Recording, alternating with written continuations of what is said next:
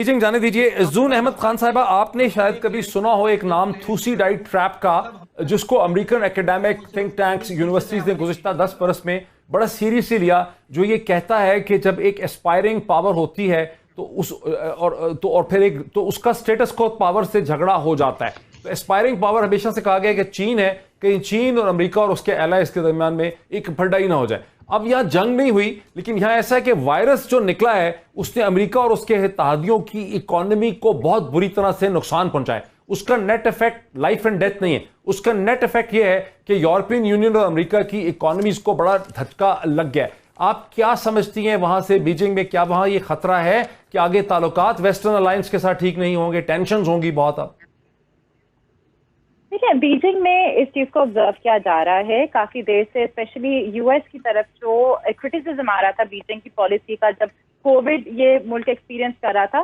तब से लेके अब तक एक नेगेटिव सेंटिमेंट रहा है। चाइना में ये खास तौर पे ऑब्जर्व करें कि इस वक्त यूरोप और यूएस के दरमियान भी कुछ मिसअंडरस्टैंडिंग डेवलप हो रही हैं डर्थ ऑफ रिसोर्सेज की वजह से। और इसके साथ साथ हम ये भी देखते हैं कि यूरोप के साथ चाइना के जो ताल्लुकात हैं काफी हद तक पॉजिटिव हैं इकोनॉमी के हिसाब से खास तौर पे। और अभी कोविड के दौरान भी चाइनीज कंपनीज एंटरप्राइजेस काफी हद तक रीच आउट कर रही हैं।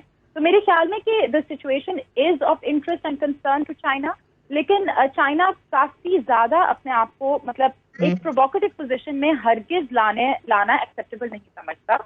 एंड जो यूएस के साथ एक तरह से रिलेशनशिप बिगड़ रहा था ट्रेड वॉर की वजह से, वो मजीद बिगड़ चुका है।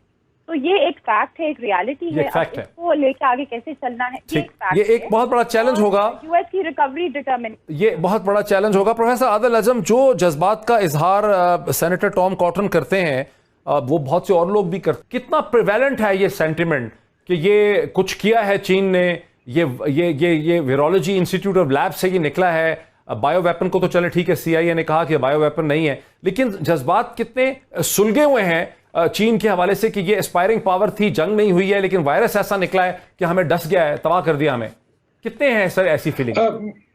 जी, मेरे ख्याल में ये वाला बात वाइडली बिलीव नहीं है, लेकिन चीन और अमेरिका की जो कशीदगी है, अब वो कशीदगी से बढ़ के, वो राइवलरी से बढ़ के कॉन्फ्लिक्ट की तरफ तकरीबन पहुंच चुकी है। आप देखें, अमेरिकन सदर जो है वो इसको चाइनीज वायरस कह देते हैं।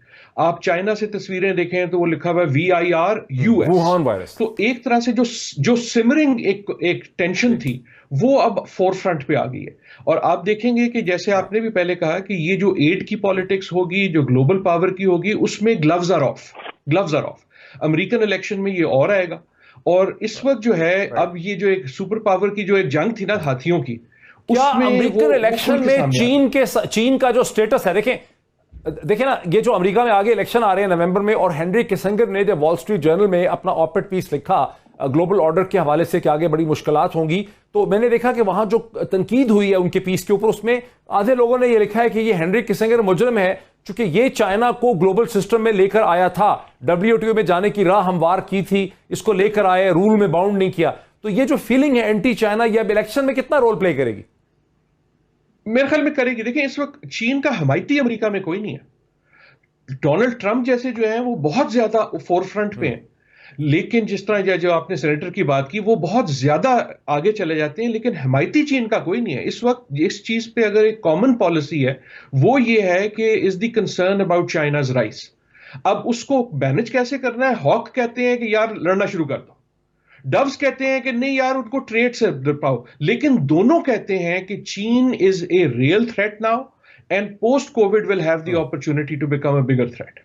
नहीं पड़ेगी। डॉक्टर फरूख सलीम, हमें उतना नहीं इंपैक्ट होगा जितना ग्लोबली कनेक्टेड इकोनॉमीज को होगा। देखिए, एक एलिमेंट है एक्सपोर्ट और इंपोर्ट, वो हमारे जीडीपी का एक बहुत छोटा सा एलिमेंट है, जिसका मतलब ये है कि तकरीबन 1000 अरब रुपए का इंपैक्ट हमारी इकोनॉमी के ऊपर सिर्फ हाउस होल्ड कंजम्पशन के नतीजे में पड़ेगा। एक्सपोर्ट और इंपोर्ट बराबर कर लेंगी, क्योंकि एक्सपोर्ट हमारी नीचे जाएगी, इंपोर्ट उससे तेजी से नीचे जाएगी, और जैसे मैंने पहले कहा कि करंट अकाउंट डेफिसिट एक बेहतर शक्ल में सामने आएगा। लेकिन उसके सामने जो खसारे हैं, आपने कहा बेरोजगारी बहुत बढ़ेगी, 1-2 करोड़ लोग बेरोजगार हो जाएंगे। जो पैकेज दे रही है हुकूमत, उससे क्या बेरोजगारी का मदावा नहीं हो पाएगा? देखिए, मुझे उसमें जो कमजोरी नजर आ रही है बेरोजगारी के हवाले से, वो कुछ ऐसी है कि हुकूमत ने, एक तो हमारे सेंट्रल बैंक ने उसमें वो रोल प्ले नहीं किया जो दुनिया भर में सेंट्रल बैंक्स रोल प्ले कर रहे हैं। हमारा स्टेट बैंक शायद अभी नहीं समझ पा रहा कि वो भी इस जंग का हिस्सा है। अभी हफ्ता भर पहले पाकिस्तान स्टॉक एक्सचेंज में ऐलान किया कि कोई 85 बड़ी कंपनियां हैं जो अपनी सीमेंट प्लांट्स बंद कर रहे हैं, अपने टेक्सटाइल प्लांट्स बंद कर रहे हैं, और उनमें जो बेरोजगारी हो रही है उनके साथ मिल के हुकूमत को कोई प्लान निकालना चाहिए था कि वहां पे हमारे पास डेटाबेस ऑलरेडी एग्जिस्ट करता है कि भाई ये लोग हैं जो बेरोजगार होने वाले हैं, इन लोगों को स्टेट बैंक ने किस तरह सपोर्ट करना है। जिस तरह बांग्लादेश में सपोर्ट कर रहा है, बैंक ऑफ इंग्लैंड बरतानिया में सपोर्ट कर रहा है, तो हम अब कोशिश कर रहे हैं कि कोई नया सर्वे किया जाए, बेरोजगारों को ढूंढा जाए। ये वो वक्त नहीं है, इस वक्त एग्जिस्टिंग डेटाबेस को इस्तेमाल करके। और बेसिकली आप ये समझ रहे हैं कि बेरोजगारी इतनी बढ़ेगी कि लोगों को असला खरीद के, अमेरिका की तरह जो खौफ था लोगों को असला खरीद लो कोरोना वायरस के साथ, आप कोई ऐसा ही सिनेरियो बिल्डअप कर रहे हैं कि इतनी बेरोजगारी हो जाएगी तो फिर तो लॉ एंड ऑर्डर सिचुएशन भी हो जाएगी।